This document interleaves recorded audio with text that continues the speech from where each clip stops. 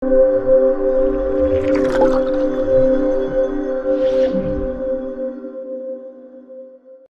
vous remercie d'être là aujourd'hui, à nos côtés, pour vraiment partager ce que nous ressentons aujourd'hui.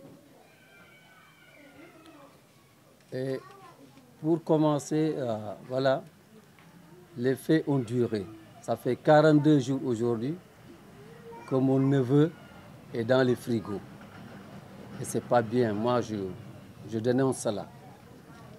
La procédure devait être rapide si la première autopsie a été réellement véridique.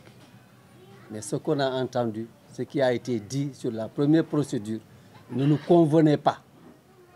Parce que la personne qui avait fait cette procédure-là, elle n'a même pas voulu nous rencontrer. Ce qui nous a en plus éclairé. On a reçu beaucoup de pluie ce jour-là à l'hôpital régional. On n'a pas pu la rencontrer, cette personne qui a fait les choses. C'est pourquoi nous avions pris la décision de refaire une contre-expertise. Et Dieu nous a donné raison. Dieu, il est unique.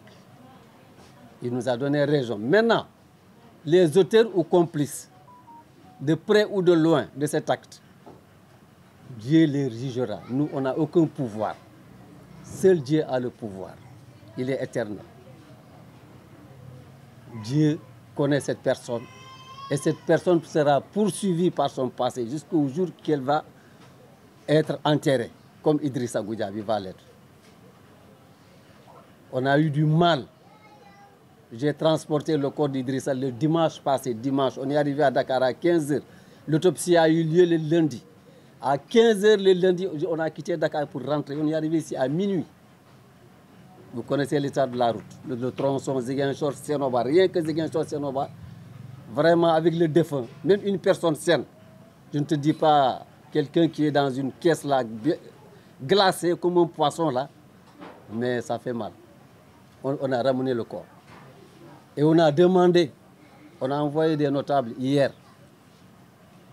au procureur qui sont partis lui dire que nous, on a besoin de notre corps, du corps du défunt, pour qu'on puisse établir vraiment ce qu'il doit. Oui, l'inhumer comme un humain. Ils sont partis, le procureur les a reçus. C'est l'imam qu'on a envoyé appeler là et qui n'est pas là. Et d'autres, on les remercie pour cet acte. C'est aujourd'hui qu'on nous a appelés, on vous a convoqué vers 10h30, on nous appelle à la police. Vous voyez l'heure qu'on est parti à la police, jusqu'à l'heure là que nous continuons pour ce point de presse là, le papier n'est pas encore sorti. Moi j'ai dit ce que j'ai à dire, ils ont pris ma déposition, le papier est en cours. Il y a TEPA qui attend toujours à la police pour nous ramener, sinon on vous aurait lu le contenu. Mais c'est accordé. Comme quoi, on doit recevoir le corps. Si on reçoit le corps aujourd'hui, le vendredi à 10h, Inch'Allah, on va l'accompagner dans sa dernière demeure. Mais nous avons quelque chose qui nous fait mal.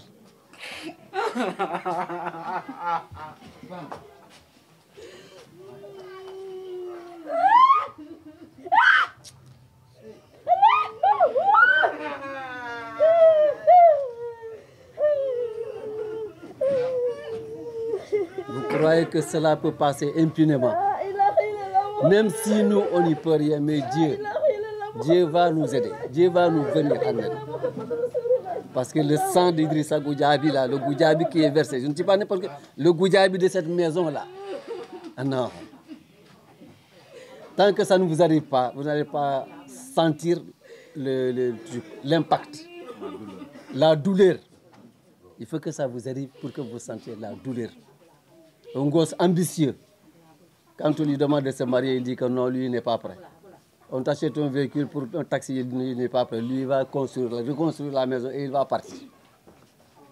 Espoir brisé. Dieu va briser leurs espoirs, ceux qui ont commis ça. C'est moi qui l'ai dit. On n'a pas de force, on n'a pas d'armes, on n'a rien. Mais notre souhait, ce qu'on doit demander à Dieu, ces personnes-là vont subir avant de mourir. Ils ont une famille, ils ont des parents. Allons-y. C'est ce que j'avais à dire en français. Et on demande que justice soit faite à monsieur le procureur et à l'État du Sénégal que ce problème-là soit poursuivi, que les auteurs soient...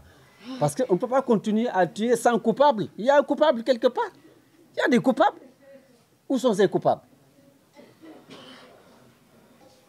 Qu'on nous montre ces coupables. Ça suffit. On ne souhaite pas que ça se reproduise, mais que ça s'arrête là. Parce que le peuple sénégalais ne connaît pas du sang versé comme ça, gratuitement. On n'est pas au Far West, aux États-Unis. Le Sénégal, ce n'est pas le Far West. On demande que justice soit faite sur le cas d'Idrissa Goudiaby, dit Karamo. Inch'Allah, le vendredi, on va l'accompagner dans sa dernière demeure. Au nom de la famille, comme la précédente conférence de presse, mais celle-ci, nous tenons à vous remercier d'abord, à remercier l'assistante ici présente, les parents, les amis, les sympathisants, les membres de la famille également, pour vous exprimer notre satisfaction aujourd'hui. Alhamdulillah Rabbil Alamin, 42 jours après, ce qui s'est produit, ce n'est pas la peine d'y revenir, nous le savons tous. Il s'agit de la mort de mon oncle, je dirais, d'un fils de la famille Goudiaby, nommé Idrissa Goudiaby, suite à une blessure par balle. Cela s'est avéré vrai aujourd'hui, au su et au vu de tout le monde, puisque la deuxième autopsie que nous, la famille, nous avons réclamée, nous avons eu raison de par la contre-expertise effectuée à Dakar, à l'hôpital général de Grand Yoff. Les résultats confirment la mort par balle, puisqu'il y avait eu 3 médecins qui ont procédé à cette autopsie. Ceci dit, comme l'a dit tantôt mon grand-père, Insa Goudiaby, nous rendons grâce à Dieu. C'est le seul qui connaît exactement l'auteur de ce tir mortel, ce 17 juin passé. Donc nous, ce que nous avons demandé, c'était clair. Nous ne pouvons pas faire justice. La justice relève de l'État, puisque nous sommes dans un État de droit. Nous attendons la suite que cela va donner. Parce que la mort, c'est juste un rappel, la mort, elle est douloureuse. C'est difficile hein, de résister à ce mal. Je pense que même aucun humain ne peut résister à ce mal. Vous avez vu ici derrière nous tout à l'heure, nos mamans, elles n'ont pas pu résister. L'oncle n'a pas pu résister. Ils ont versé des larmes. Depuis 42 jours, nous vivons ce deuil. Moi, je ne suis pas aussi jeune, mais je ne me rappelle pas au Sénégal, dans l'histoire du Sénégal, un deuil qui a aussi duré de la sorte. Honnêtement, moi, je ne me rappelle pas. J'ai plus de 42 ans, donc je ne me rappelle pas quand est-ce un deuil a aussi pris du temps. Et pourtant, ça ne pouvait pas l'être. Nous, ce qu'on a dit, c'était très simple. À monsieur le procureur, le ministre de la Justice, le président de la République, nous sommes des citoyens. On voulait juste que justice soit faite. Et ça a été clair. Dès le début, vous pensez c'est sérieux, un mort d'homme, un docteur, je vais en nommer. Moi, je ne vais pas dire docteur tout simplement, parce que c'est docteur Djamasaho qui avait effectué l'autopsie, elle seule, au niveau régional. Djamasaho a fait l'autopsie dans la précipitation. Il faut qu'on dise les choses telles qu'elles sont passées. Ce n'est pas une calomnie. Elle a fait son autopsie.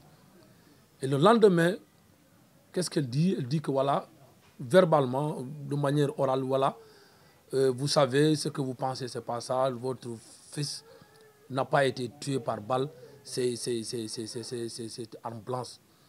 Le rapport qu'elle a présenté à monsieur le procureur, il s'est basé sur ce rapport pour faire aussi pour tenir sa conférence de presse, disant que voilà, il confirme que la mort n'a pas été une mort par balle, mais c'est par une arme blanche. Ce que nous déplorons. Et là aussi, nous interpellons l'ordre des médecins, parce qu'il a de leur crédibilité. La médecine, nous savons tous que la médecine, ce n'est pas n'importe quoi. Il y a deux métiers dans ce monde qu'un État sérieux ne doit pas jouer avec. Ces deux métiers, c'est la médecine et la santé. Vous négligez ces domaines, bonjour les dégâts collatéraux. La médecine, on ne joue pas avec.